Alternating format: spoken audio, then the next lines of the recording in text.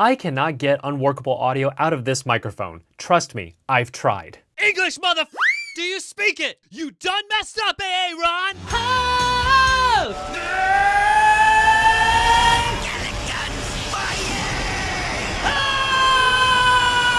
This is Sparta! I truly believe that this is the only audio kit that prosumers should be looking at. And by the end of this video, you're gonna know if you're one of them. Let's go. If you're not sure what I mean by a prosumer, I'm talking about you work by yourself or in a very small team. You're filming stuff like corporate videos, events like weddings, independent cinema films, or maybe you're doing a nice little video for your local mom and pop shop. Essentially, you and your small team are able to create a whole lot of value through video without the massive budgets of a Super Bowl commercial. If this sounds like you, the Rode Wireless Pro has 3 key features that's going to make this the perfect audio kit for you. The first major feature is the internal recording at 32-bit float. So it doesn't matter if you temporarily lose your wireless signal, maybe you forgot to readjust your camera's audio setting from a previous shoot, or maybe your talent suddenly gets loud.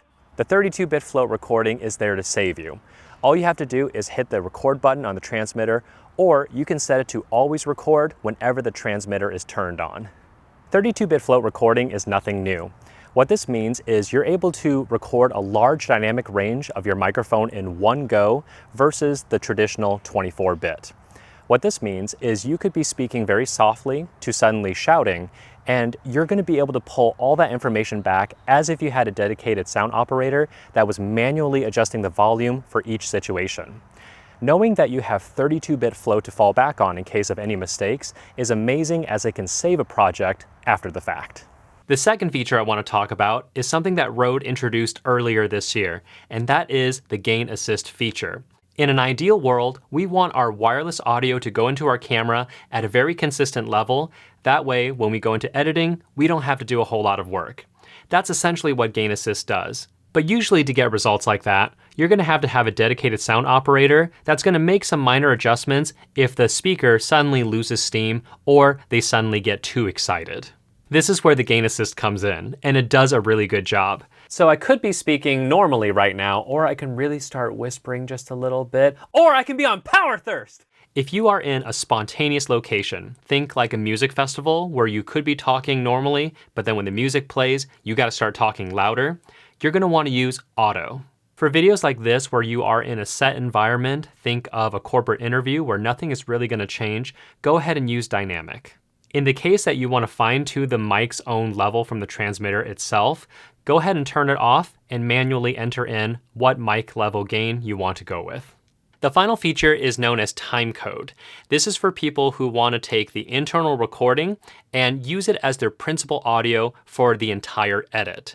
What Timecode allows you to do, it codes the internal recording. It also has a code going into your camera, and that way when you bring it into your editor, you can sync up everything with a single click of a button. If you're a wedding filmmaker, you probably have a few audio clips and many different cuts on your camera. So to be able to sync all of that up in one click, it's pretty awesome. If you're filming with multiple cameras, there is something known as jam syncing, where you can take the timecode and jam it into each camera so that they're all more or less working on the same timecode. However, depending on the camera, it might not necessarily match this timecode exactly.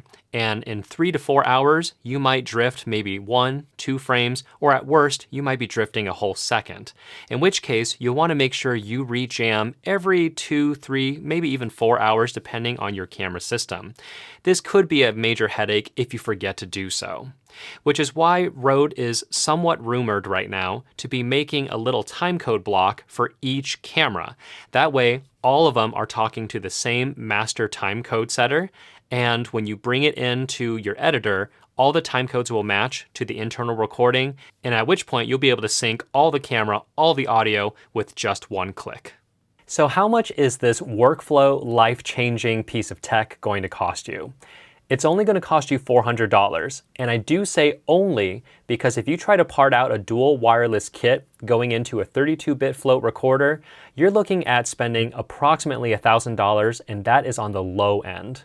So for $400, you get everything you could possibly need. You'll get a dual channel receiver that doubles as a timecode generator, 2 transmitters with 32-bit internal recording. They can even work as independent recorders if you don't want to connect to a receiver. There's 2 high-quality lavalier mics that lock onto the transmitter system, so you won't have to worry about it popping out. There's a foam and furry wind muffs for both the built-in microphone and the lavalier mics. There are these handy magnetic clips that help you clip on the transmitter to your shirt, and every type of cable to connect your receiver to a camera, a smartphone, and yes, even into your computer if you want to use this microphone with it. And lastly, all of this fits into 2 travel cases, one of which has a built-in battery to keep you charged on the go, and it also doubles as a dock for all 3 units when you plug it into your computer. While the price and features sound great, how well does the system actually perform? Throughout this video, you've been listening to the raw, unprocessed audio with the Rode Wireless Pro connected to various different microphones. Sometimes you were listening to the recording going straight into the camera, and sometimes you were listening to the internal 32-bit float recording. For those of you that are wondering what the noise floor sounds like, I'm going to be quiet for a second so you can hear it.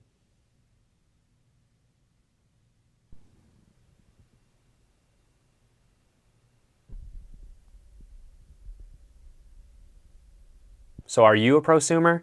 I definitely am. And while Rode did send me one of these units to review, I actually purchased a second one because those 3 key features are going to make my life so much easier as a prosumer. If you've already purchased your Rode Wireless Pro and you want to learn how to use it, I have a quick video for you right here. If you want to buy it, I have some affiliate links down below that does help support the channel. Thank you so much. See you next time.